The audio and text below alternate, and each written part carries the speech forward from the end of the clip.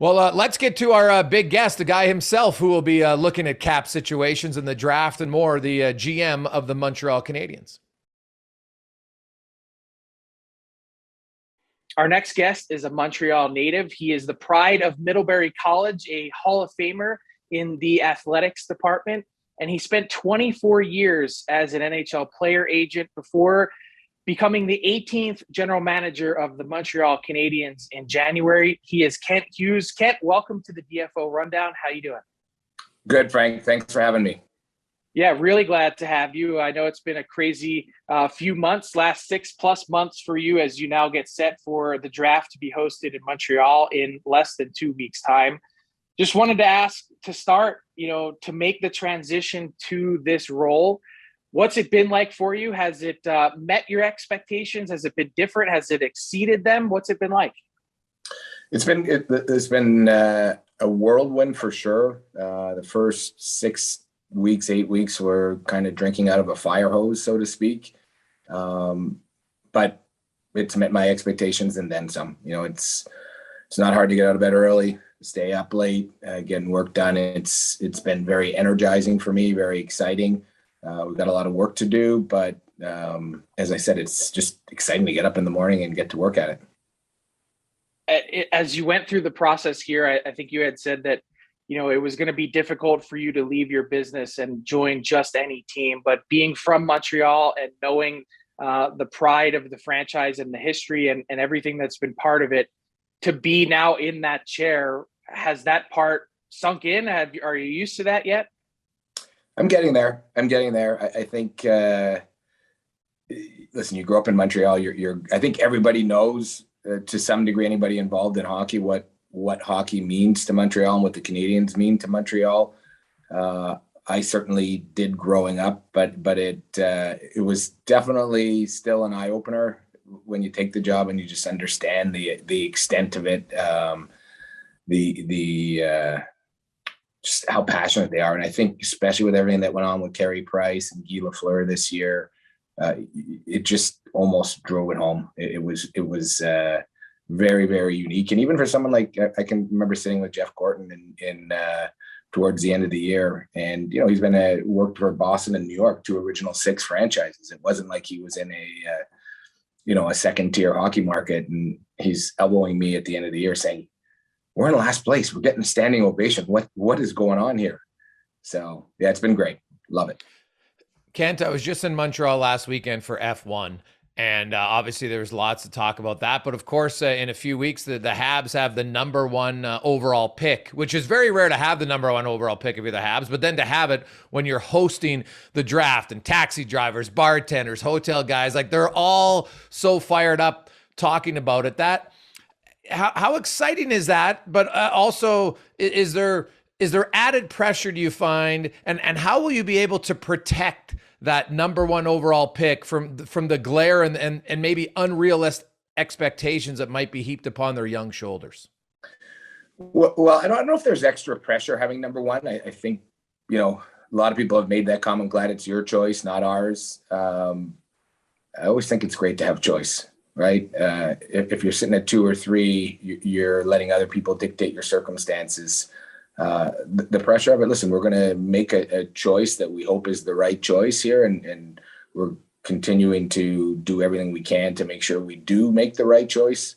But at the end of the day, that's, it's amateur scouting. So we all know that it's not a science. It's not perfect. We'll try to do the best thing that we can, get the best player that we can for our team. And then from that point on, we do have a task to help manage expectations, protect the player, bring them along appropriately, help them assimilate into the organization, into this city. And, I think my background, having worked with players, will be helpful in that regard.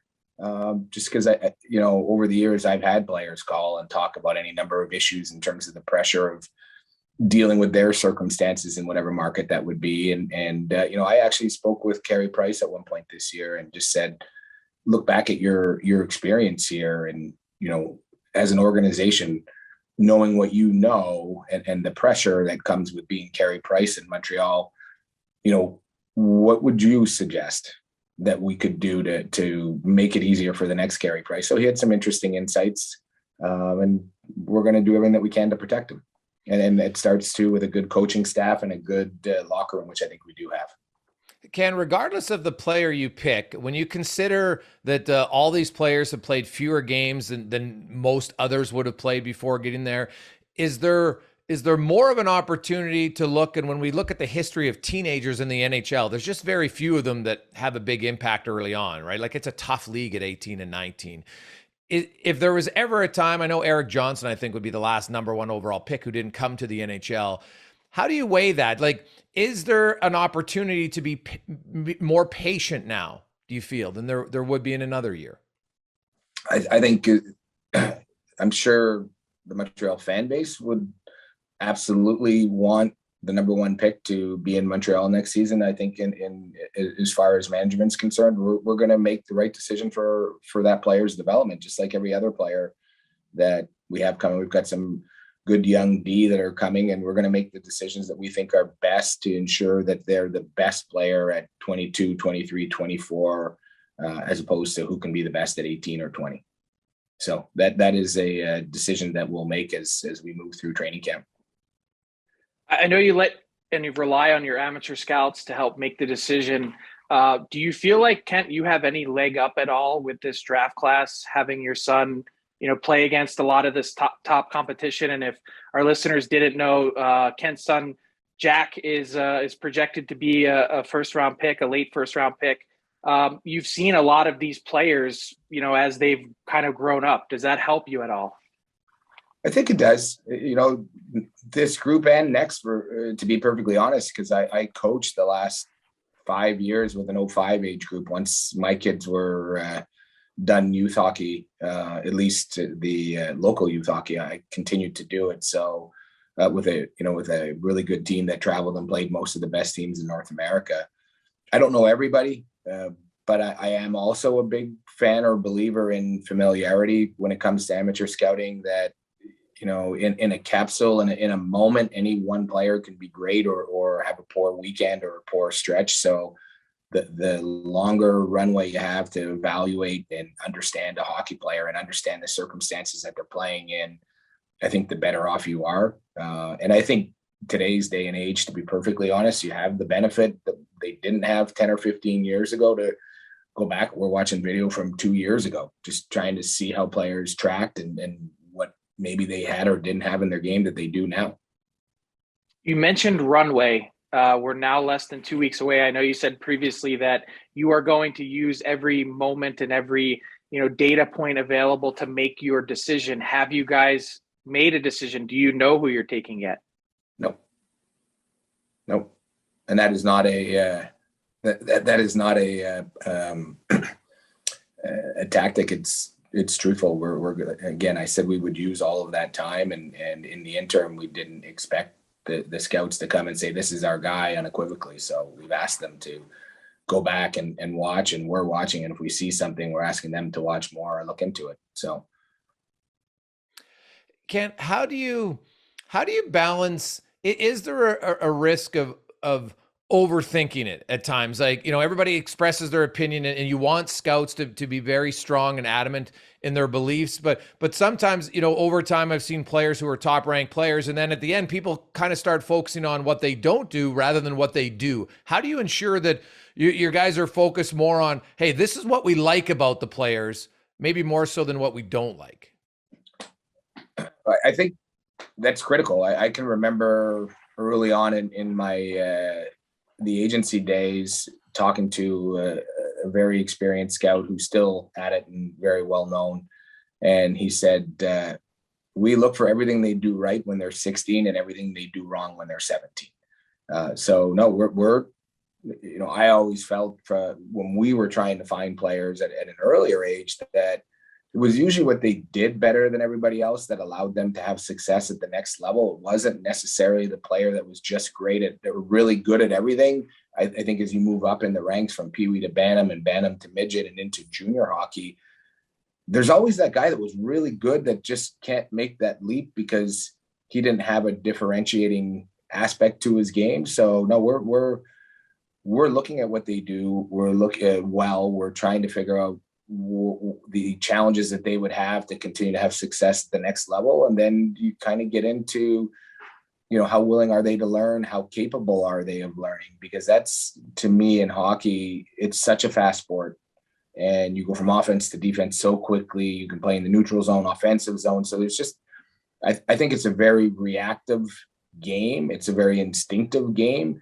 And when you're trying to make change to somebody's game that relies on instincts and whatever, it's not a simple process to make significant change. Like, I think of some of the players, like a Brad Marchand, to me has been a player that's continued to add to his game. He's got a very high capacity to change and improve over the years, and that continues to this day. So, we're trying to evaluate all of that and figure out, with their strengths, with their needs and everything else, who has that highest ceiling, who has that ability to add to their game and really be something special.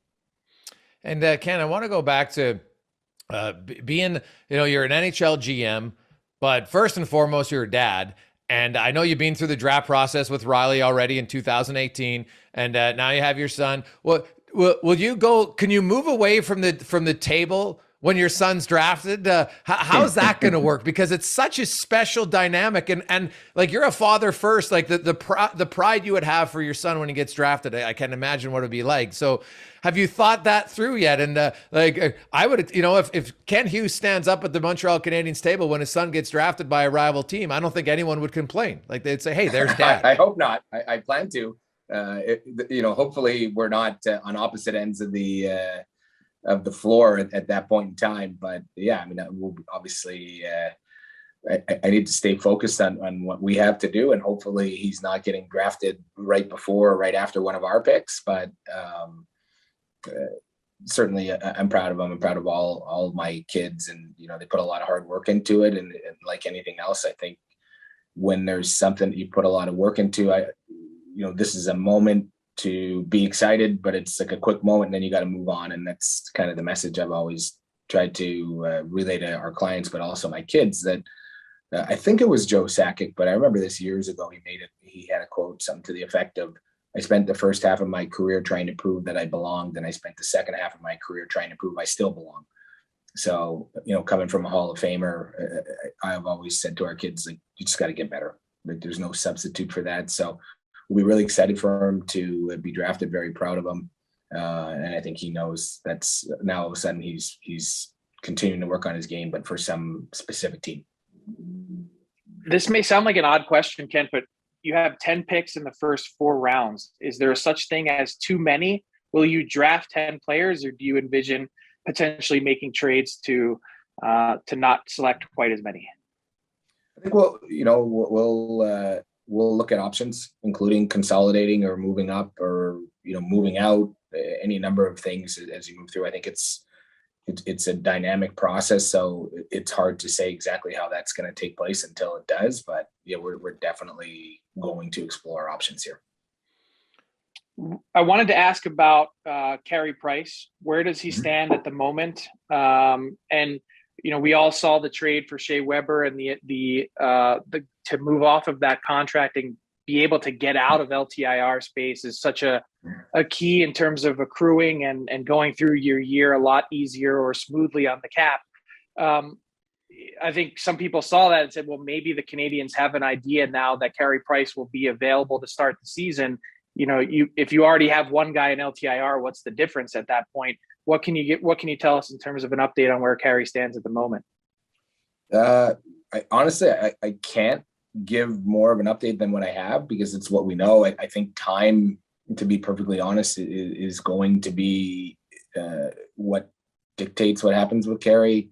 He had a small procedure, not an operation of any sort, and we're waiting to see how his knee responds to it all.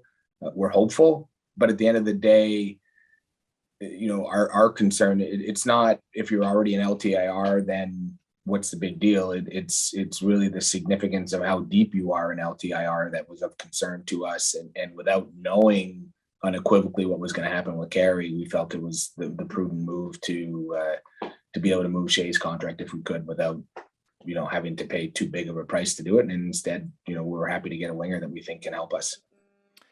Kent, you're in such a unique position. You're 1 year removed from being a Stanley Cup finalist, and now you're picking first overall. Like you couldn't get more opposite end of the spectrum. How do you view where your organization is at, right? Some teams will say, hey, we're rebuilding.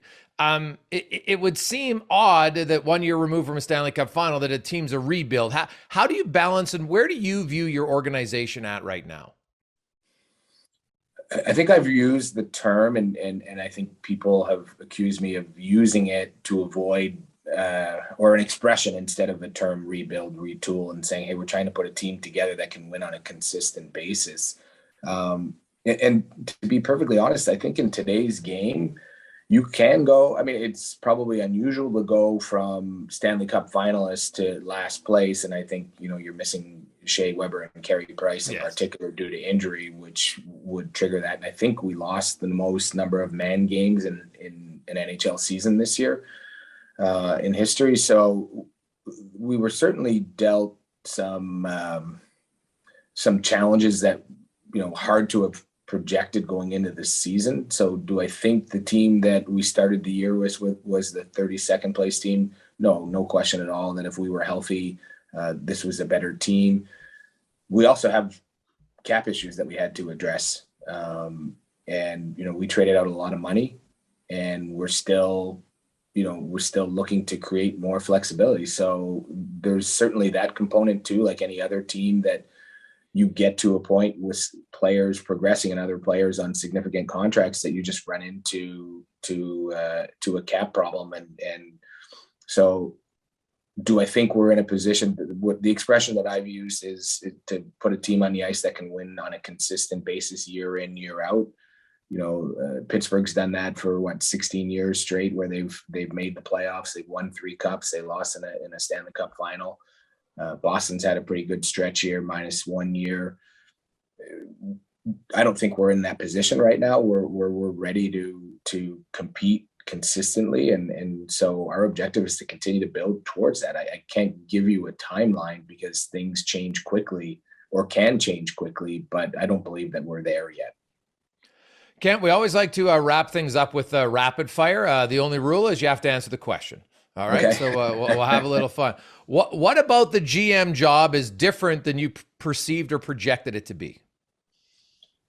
Probably the internal management, the non kind of hockey specific component of the job, just more encompassing than I think most of us think about from the outside. Favorite smoked meat sandwich place in Montreal? Ooh. Well, I grew up in Montreal, so my dad used to always come home with the Snowden Deli smoked meat. Ooh, okay. Well, we're going to the draft. Everybody remember that, Snowden Deli. Okay, perfect.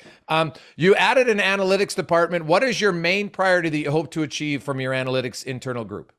I see the analytics group kind of being the centerpiece of our hockey operations universe, in the sense that I expect them to contribute to the coaching group, and the coaching group's going to have demands and information they want to see, or information that the analytics group wants the coaching staff to see. I see them having that same relationship with management, and I see them having the same relationship with hockey development. What do you miss most about being an agent? You know what? It's funny. I got on the plane once, maybe 6-7 weeks in, and I joked. I was doing it as a joke, but I said to Jeff, I said, I'm going to go on the back and play cards with the guys. And he laughed and said, you don't get to go past this seat. Stay away. So it's a relationship. You get to have a certain relationship as a general manager with your players, but it's probably different than what I had as an agent. What don't you miss about being an agent? I think probably everybody would say the difficult parent. Well said. What is your favorite non-alcoholic beverage of choice?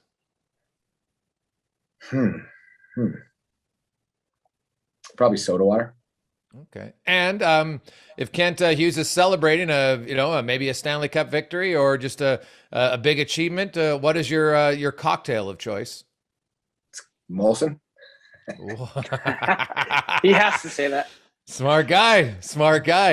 Kent, we really appreciate your time and continued success. And we will see you in Montreal, like 10 days time. 10 days time. Thank you, guys.